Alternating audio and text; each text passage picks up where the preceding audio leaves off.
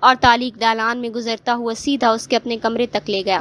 اس نے بستر پر مرحا کو نہایت احتیاط، نرمی اور نفاست کے ساتھ لٹایا اور کمرے سے باہر نکل آیا، لیکن اس خوفناک رات کے بعد حسان شاہ کی اپنی سکون والی نیند بھی ہمیشہ کے لیے اڑ چکی تھی۔ وہ جب اپنے کمرے میں واپس لوٹا تو اس کے دل میں ایک عجیب سا ملال، پچھتاوا اور شرمندگی کا احساس گھس آیا تھا۔ وہ بار بار اپنے آپ سے یہی سوال پوچھ رہا تھا کہ کیا واقعی اس کی دہشت اتنی زیادہ بڑھ چکی ہے کہ ایک معصوم، یتیم اور کمزور لڑکی اس کے سامنے معمولی سی حالات کی تاب نہ لا کر بے ہوش ہو گئی؟ یہ سوال پوری رات حسان شاہ کے دل و دماغ میں ہتھوڑی کی طرح برستا رہا اور وہ صبح طلوع ہونے پر بستر پر کروٹیں بدلتا رہا، مگر ایک پل کے لیے بھی سو نہیں پایا۔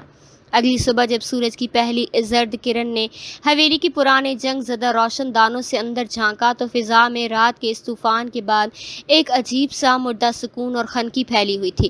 مرحا کی جب آنکھ کھلی تو اس کے سر کا درد کافی حد تک تھم چکا تھا، مگر اس کے جسم کا ایک ایک پٹھے خوف کی زیادتی کی وجہ سے بھی اب اکڑا ہوا تھا۔ پچھلی رات جو کچھ حسان شاہ کے نجی کمرے میں پیش آیا تھا، اس کا ایک ہولناک منظر اس کی آنکھوں کے سامنے کسی ڈراؤنی فلم کی طرح گھوم رہا تھا۔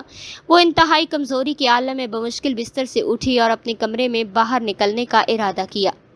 حویلی کی کشادہ کچن اور بڑے لاؤنج کی طرف آتے ہی اس کی ماضی سائمہ بیگم کی نظر اس کے اپنے اترتے ہوئے زرد اور مرجھائے ہوئے چہرے پر پڑی۔ سائمہ بیگم نے فوراً اپنے ہاتھ کے کام چھوڑے اور دوڑ کر مرحا کے پاس آئیں، اس کے ماتھے پر اپنا ہاتھ رکھا اور گھبرا کر پریشان کن لہجے میں پوچھا، ارے مرحا میری بچی، تمہاری آج یہ کیا حالت ہو رہی ہے؟ تمہارا پورا چہرہ اس قدر زرد اور اترا ہوا کیوں ہے؟ کیا رات کو تمہاری طبیعت زیادہ خراب ہو گئی؟ مجھے بتاؤ کیا ہوا؟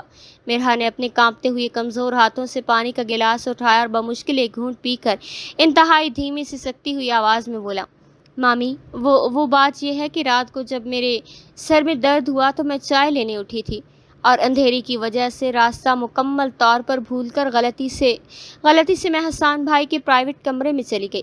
جیسے ہی سائمہ نے مرحا کے منہ سے یہ جملہ سنا، اس کے ہاتھ سے چائے کا بھرا ہوا کپ چھوٹتے بچا۔ ان کے اپنے چہرے کا رنگ بھی خوف کے مارے پیلا پڑ گیا اور انہوں نے فوراً مرحا کے دونوں نازک بازوؤں کو اپنے ہاتھوں میں مضبوطی سے پکڑا اور ارد گرد دیکھ کر ڈرتی ہوئی سرگوشی کے انداز میں بولی، خدا کا خوف کرو مرحا، تم ہوش میں تو ہو؟ تم حسان کے کمرے میں چلی گئی تھی؟ تم جانتی بھی ہو کہ تم نے اپنی زندگی کی کتنی بڑی اور ناقابل معافی حماقت کی ہے۔ اس گھر کے اندر اور باہر سب سے زیادہ اور خطرناک غصہ اسی حسان کو آتا ہے اور وہ اپنی زندگی میں کبھی کسی کو اس قسم کی غلطی پر معاف نہیں کرتا۔ مرحا کی آنکھوں میں بے اختیار درد کے موٹے موٹے آنسو جھلک کر بہنے لگے۔ اس نے سسکتی ہوئی پھٹی ہوئی آواز میں کہا، مامی اللہ کی قسم مجھے اس بات کا بالکل بھی علم نہیں تھا، اور جب انہوں نے مجھے وہاں اچانک دیکھ لیا تو وہ اتنے شدید غصے میں تھے کہ میں ان کی اس دہشت کو دیکھ کر ڈر کے مارے ہی بے ہوش ہو کر گر گئی تھی۔ سائمہ بیگم نے ایک لمبی گہری اور غم زدہ سانس لی، مرحا کو اپنے سینے کے ساتھ زور سے لگایا اور اس کے بکھرے ہوئے بالوں پر پیار سے ہاتھ پھیرتے ہوئے دھیمے اور بھرائے ہوئے لہجے میں بولی، کوئی بات نہیں میری بچی، شکر ہے کہ وہ تمہیں وہیں چھوڑنے کی بجائے ہوش میں لایا اور خود اٹھا کر تمہیں کمرے تک چھوڑ گیا، لیکن اب آئندہ زندگی میں کبھی بھی اس بلا کے پاس اور اس پر پرچھاوے کے قریب بھی مت جانا۔ تم بالکل نہیں جانتی کہ حسان اندر سے کتنا زیادہ ٹوٹا ہوا ہے، اس کے اندر ایک آتش فشاں دہک رہا ہے۔ مرحا کی الجھن اور تجسس اب اور زیادہ خوفناک حد تک بڑھ چکا تھا۔ اس نے روتی ہوئی سسکیوں کے درمیان پوچھا، مامی آخر یہ سب کیا ہے؟ سب لوگ اس گھر میں حسان بھائی سے اس قدر خوفزدہ کیوں ہیں؟ کیا وہ ہمیشہ سے ایسے ہی پتھر دل، غصے والے اور ظالم انسان تھے کیا؟ سائمہ بیگم نے بڑی اداس، خوفزدہ اور دردناک نظروں سے حویلی کے اس پار دیکھا، دروازے کو اچھی طرح چیک کیا کہ کوئی آس پاس تو موجود نہیں، اور پھر مرحا کو اپنے ساتھ صوفے پر بٹھا کر ایک ایسا پرانا اور انتہائی دل خرا راز سنایا شروع کیا جس نے مرحا کے رونگٹے کھڑے کر دیے۔ سائمہ بیگم کو اپنی آنکھیں بھی غم سے نم ہو چکی جب انہوں نے ماضی کے اس تاریک دریچے کو کھولا۔ مرحا آج سے 3 سال پہلے حسان ایسا بالکل نہیں تھا۔ وہ اس ویران حویلی کی رونق، ہر ایک نوکر اور بزرگ کا سب سے لاڈلا اور بے حد ہنسمکھ نرم دل انسان تھا۔ غازی عبداللہ شاہ بھی اس کی کسی بات کو ٹالتے نہیں تھے اور اپنی جان اس پر چھڑکتے تھے، لیکن پھر نہ جانے اس ہنستے بستے گھر کو کس کی نظر بد لگ گئی۔ احسان کی ایک بہت چھوٹی معصوم اور پیاری بہن تھی، نرمین شاہ، وہ اس گھر کی گڑیا تھی، اور حسان تو اپنی اس بہن کی زندگی پر اپنی جان تک نچھاور کرتا تھا اور وہ اس کی دنیا کا سب سے بڑا مان تھی۔ سائمہ بیگم نے روحانسی اور کپکپاتی آواز میں مزید آگے بتایا، آج سے ٹھیک 3 سال پہلے کی ایک تاریک رات کو نرمین اس حویلی سے مکمل طور پر پراسرار طور پر غائب ہو گئی۔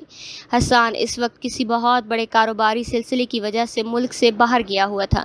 جب اسے فون پر اس انہونی خبر ملی تو وہ پاگلوں کی طرح اپنا سب کچھ چھوڑ کر بھاگتا ہوا واپس آیا۔ اس نے اپنی اکلوتی بہن کو ڈھونڈنے کے لیے زمین و آسمان ایک کر دیے۔ اس نے شہر کے کونے کونے، ہر ہوٹل اور ہر سڑک کو چھان مارا۔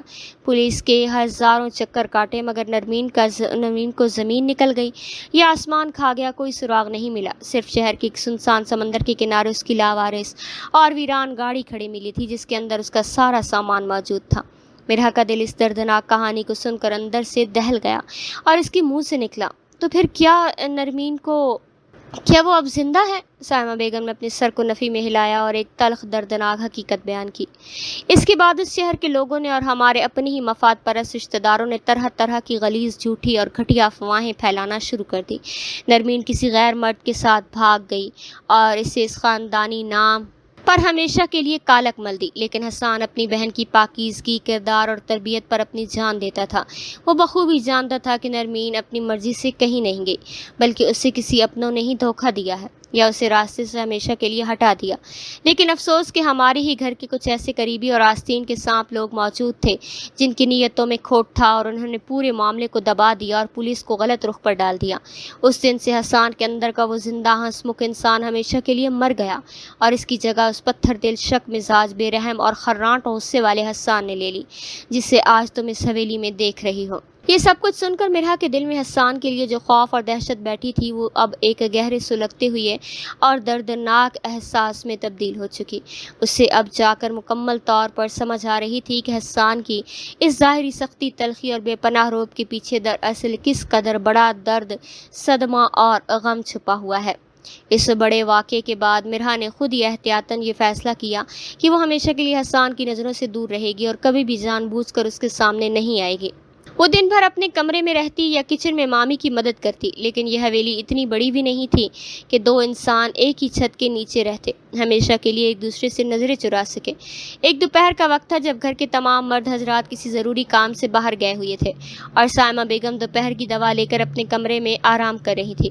مرحا اکیلی لاؤنج میں رکھی ہوئی ایک پرانی تاریخی کتاب تلاش کرنے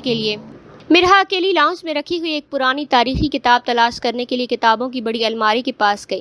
وہ الماری کے نچلے خانوں میں جھک کر کتاب ڈھونڈ رہی تھی کہ اچانک اوپر والے خانے سے ایک موٹی بھاری وزنی فائل اور کچھ پرانے کاغذات لڑھک کر نیچے فرش پر گرے۔ مرحا نے گھبرا کر جلدی سے جھک کر جب وہ تمام کاغذات اٹھانے شروع کیے تو اس کی نظر ایک خاص کاغذ پر پڑی جس کے اوپر بڑے بڑے جعلی حروف میں نرمین شاہ پرسنل انویسٹیگیشن کیس فائل لکھا ہوا تھا۔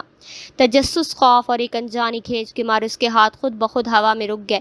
اس نے کانپتے ہوئے ہاتھوں سے جب وہ فائل کھولی تو اس کے اندر نرمین کا اپنے ہاتھ سے لکھا ہوا ایک آخری خط موجود تھا جس میں کچھ انتہائی خطرناک راز درج تھے۔ وہ اس خط کو پڑھنے میں اس قدر گہرائی سے منہمک تھی کہ اسے ذرا برابر بھی اندازہ نہیں ہوا کہ کب حسان شاہ اپنی گاڑی سے واپس آ کر خاموشی سے لاؤنج کے اندر داخل ہو چکا۔ اچانک حسان کی وہی بھاری سرد اور گرجدار آواز فضا میں ہتھوڑی کی طرح گونجی۔ یہ سب کیا تماشا کر رہی ہو تم یہاں میری پرائیویٹ چیزوں کے ساتھ؟ مرحا کا دل دہل گیا اور وہ زور سے اچھل پڑی۔ اس کے ہاتھ سے وہ وزنی فائل پھسل کر دوبارہ نیچے فرش پر گر گئی۔ اس نے دہشت زدہ ہو کر جب پیچھے مڑ کر دیکھا تو حسان اپنے دونوں ہاتھ اپنی پتلون کی مہنگی جیبوں میں ڈالے انتہائی سرد غصے سے سرخ اور چبھتی ہوئی نظروں سے صرف اسے ہی گھور رہا تھا۔ حسان کے چہرے کے سخت اور کاٹنے والے زاویے دیکھ کر مرحا کی سانسیں ایک بار پھر رکنے کی لگی۔ وہ تیزی سے الٹے قدموں پیچھے ہٹتے ہوئے لرزتی آواز میں بولی، میں خدا کی قسم کچھ بھی نہیں دیکھ رہی تھی، وہ تو بس کتاب نکالتے ہوئے یہ فائل خود بخود اوپر سے نیچے گر گئی۔ سچ کہتی ہوں میں نے ایک لفظ بھی نہیں پڑھا۔ حسان نے ایک طویل، سرد اور غصے سے بھری ہوئی آہ بھری اور اپنے لمبے لمبے طاقتور ڈگ بھرتا ہوا مرحا کے بالکل قریب آ کر رک گیا۔ اس کی آنکھوں میں ایک ایسا طوفان امڑ رہا تھا جو مرحا کے اندر تک جلا کر راکھ کرنے کے لیے کافی تھا۔ حسان نے جھک کر زمین پر گری ہوئی اس فائل کو خود اٹھایا، اسے اپنے مضبوط ہاتھوں سے سختی سے کھینچا اور پھر انتہائی دھیمی مگر اندر تک دہلا دینے والی خطرناک آواز میں کہا، اس حویلی کی حدود میں میری اجازت کے بغیر پرندہ بھی پر نہیں مار سکتا، اور تم میری سب سے زیادہ حساس، نجی اور خون آلود راز کے اس قدر قریب آ چکی ہو۔ مرحا شبیر، تم آخر ہر بار ہر حد کو پار کر کے میرے اتنے قریب کیوں آ جاتی ہو؟ مرہا کی بڑی بڑی آنکھوں سے بے اختیار موٹے موٹے آنسو چھلک کر اس کی گالوں پر بہنے لگے۔ اس نے کانپتے ہوئے سسکتے لہجے میں اپنی صفائی پیش کی۔ خدا کی قسم حسان بھائی، میں نے کبھی جان بوجھ کر آپ کی کسی راز میں تاک جھانک نہیں کی۔ مجھ سے نادانی میں غلطی ہو جاتی ہے، مجھے پلیز معاف کر دیں۔ حسان بھائی کا وہ معصومانہ لفظ جیسے ہی مرہا کے منہ سے نکلا، حسان کے چہرے کے سخت پتھریلے تاثرات ایک لمحے کے لیے عجیب طرح سے بدل گئے۔ اس نے اپنی زندگی میں پہلی بار مرہا کو اتنی بے بسی سے اپنے سامنے سسکتے اور روتے ہوئے دیکھا تھا۔ مرہا کی بھیگی ہوئی پلکیں، اس کے گالوں پر بہتے ہوئے آنسو، اس کے معصوم چہرے پر پھیلا ہوا شدید خوف حسان کے دل کے اندر موجود غصے کی بھٹی کو آہستہ آہستہ ٹھنڈا کرنے لگا تھا۔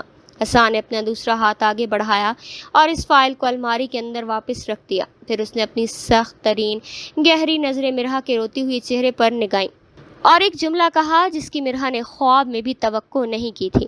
آئندہ اگر کبھی تم نے اس الماری یا اس معاملے کے اس باس پہ قدم رکھا تو میں تمہیں کبھی معاف نہیں کروں گا۔ اب یہاں سے چلی جاؤ فوراً۔ مرہا ایک سیکنڈ کی بھی وہاں مزید نہیں رکی اور سسکیاں لیتی ہوئی بھاگتی ہوئی اپنے کمرے میں بند ہو گئی۔ لیکن اس دن کے بعد سے حسان کے دل میں مرہا کے خلاف جو آہنی دیوار بنی تھی وہ اندر سے ٹوٹنے لگی اور وہ جان چکا تھا کہ مرہا کسی دشمن کی جاسوس نہیں بلکہ ایک معصوم روح ہے۔ دن گزرتے گئے اور حسان اور مرہا کے درمیان فاصلے آہستہ آہستہ کم ہونے لگے، لیکن اس سب کے دوران حویلی کے اندر ایک بہت بڑی اور گھناؤنی سازش پک رہی تھی۔ حسان پچھلے کئی دنوں سے اپنی بہن زرمین کی گمشدگی اور قتل کے اصل مجرموں کی تلاش میں لگا ہوا تھا، اور اس کے تایا دلاور شاہ اور کزن شاہ نواز کے قدم اس میں ملوث دکھائی دے رہے تھے۔ ایک رات مرہا جب پانی پینے کے لیے اٹھی تو اس نے غسل خانے کے پاس سے گزرتے ہوئے اپنے سوتیلے تایا دلاور شاہ کو کسی پرائیویٹ نمبر پر فون پر انتہائی خوفناک باتیں کرتے سن لیا۔ دلاور شاہ فون پر کہہ رہے تھے، وہ حسان اب ہماری اصلیت کے بالکل قریب پہنچ چکا ہے۔ اس سے پہلے کہ وہ تمام ثبوت پولیس اور غازی صاحب کے سامنے لائے، اس حسان شاہ کا کام بھی ہمیشہ کے لیے تمام کر دینا چاہیے، چاہے کچھ بھی ہو جائے۔ یہ سن کر مرہا کے پیروں تلے سے زمین نکل گئی۔ وہ ایک سیکنڈ کے لیے بھی لمحہ ضائع کیے بغیر حواس باختہ حالت میں سیدھا بھاگتی ہوئے حسان کے کمرے کی طرف گئی۔ دروازے پر زور زور سے ہاتھ مارے اور حسان کے دروازہ کھولتے ہی ہانپتے ہوئے کہا، حسان، آپ کی جان کو بہت بڑا خطرہ ہے۔ وہ تایا جان آپ کو جان سے مارنے کی سازش کر رہے ہیں۔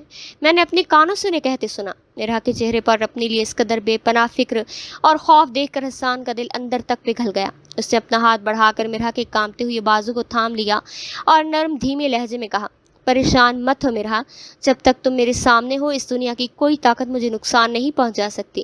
میں پہلے ہی جانتا تھا کہ یہ سانپ میرے اپنے گھر کے اندر ہی آستین میں چھپے ہوئے ہیں۔ اگلی شام حسان نے ایک ماسٹر پلان کے تحت حویلی کے بڑے مرکزی لان میں چائے کی ایک خاص تقریب رکھی، جہاں خاندان کے تمام افراد، غازی عبداللہ شاہ، دلاور شاہ اور شاہ نواز بھی موجود تھے۔ حسان نے اپنے ہاتھ میں نرمین کا وہ اصل خط، ڈائری اور جائیداد کی کالی فائل پکڑی اور سب کے سامنے بلند آواز میں بولا، آج میں اس گھر کی تمام مکینوں کے سامنے اس پرانے راز سے پردہ اٹھانے جا رہا ہوں کہ میری معصوم بہن نرمین کو کسی اور نے نہیں بلکہ اس حویلی کے اندر موجود خون کے پیاسوں نے جائیداد اور وراثت کے لالچ میں قتل کیا۔ یہ سن کر دلاور شاہ اور شاہ نواز کے چہروں کا رنگ زرد پڑ گیا اور وہ غصے سے کانپ اٹھے۔ شاہ نواز نے تیش میں آ کر اپنی پستول نکالی اور حسان پر فائر کرنے کی کوشش کی، لیکن عین وقت پر حسان نے پھرتی سے اس کا ہاتھ مروڑ دیا اور اتنی دیر میں باہر کھڑی پولیس نے آ کر پورے لان کو گھیر لیا۔ پولیس نے دلاور شاہ اور شاہ نواز کو رنگے ہاتھوں دبوچ لیا اور ان دونوں نے حویلی کے تمام لوگوں کے سامنے اعتراف کر لیا کہ انہوں نے ہی لوگوں کے سامنے نرمین کو راستے سے ہٹایا تھا، کیونکہ وہ ان کی کرپشن اور غلط ارادوں کے خلاف تھی۔ پولیس دونوں کو ہتکڑیاں لگا کر حویلی سے گھسیٹتی ہوئی لے گئی۔ حویلی کے سر سے خوف اور سازش کا یہ سیاہ بادل ہمیشہ کے لیے چھٹ گیا۔ کچھ ہی مہینوں کے بعد حویلی کا پورا ماحول، جو کبھی خوف ماتم کا گڑھ تھا، اب رنگ برنگی روشنیوں، پھولوں اور ڈھول کی تھاپ سے گونج رہا تھا۔ مرہا کی سالگرہ کے پرمسرت موقع پر غازی عبداللہ شاہ نے پورے خاندان کے سامنے حسان اور مرہا کی شاندار منگنی اور شادی کی باقاعدہ اعلان کیا تھا۔ شادی کی اس پرتعیش اور شاندار رات کو پوری حویلی کی کسی دلہن کی طرح سجایا گیا۔ سرخ جوڑے میں ملبوس، اپنے حسن معصومیت کی انتہا پر کھڑی مرہا جب حسان کے سامنے آئی تھی تو حسان کی نگاہیں اس پر سے ہٹنے کا نام نہیں لے رہی تھیں۔ شادی کی اس پرسکون رات کو جب حسان اپنے ہاتھ میں ایک خوبصورت قیمتی تحفہ لیے مرہا کے کمرے کے اندر داخل ہوا تو اس نے دھیرے سے گھونگھٹ اٹھایا اور مسکراتے ہوئے اپنے مخصوص دھیمی لہجے میں بولا، تمہیں آج اچھی طرح یاد ہے نا مرہا، وہ رات جب تم پہلی بار بھولے سے میرے کمرے میں گھس آئی تھی؟ تو میں نے کہا تھا کہ اس کی ایک بہت بڑی سزا ملے گی۔ آج تم دنیا کی کوئی بھی طاقت لگا لو، اس سزا سے نہیں بچ سکتی۔ یہ میری محبت کی قید اور باہوں کا گھیرا ہی اب تمہاری ساری عمر کی سزا ہے، اور میں زندگی کی آخری سانس تک تمہیں اس خوبصورت سزا میں قید رکھنا چاہتا ہوں۔ مرحا نے شرم سے اپنا سر حسان کے مضبوط سینے پر جھکا دیا اور پھولوں جیسی نرم آواز میں بولی، مجھے آپ کی یہ محبت اور زندگی بھر کی ہر سزا سر آنکھوں پر منظور ہے احسان۔ اس طرح حویلی کی وہ پرانی تاریخ اور خوفناک داستان غم ہمیشہ کے لیے محبت، سکون اور وفا کی ایک امر اور حسین ترین کہانی میں تبدیل ہو گئی۔ وقت کے پروں نے اڑان بھری اور آنے والے برسوں میں ان کے گھر دو پیارے سے جڑوا بچوں کی کلکاریوں سے گونج اٹھا، اور وہ سب ہمیشہ کے لیے ایک حسین دنیا میں ہنسی خوشی رہنے لگے۔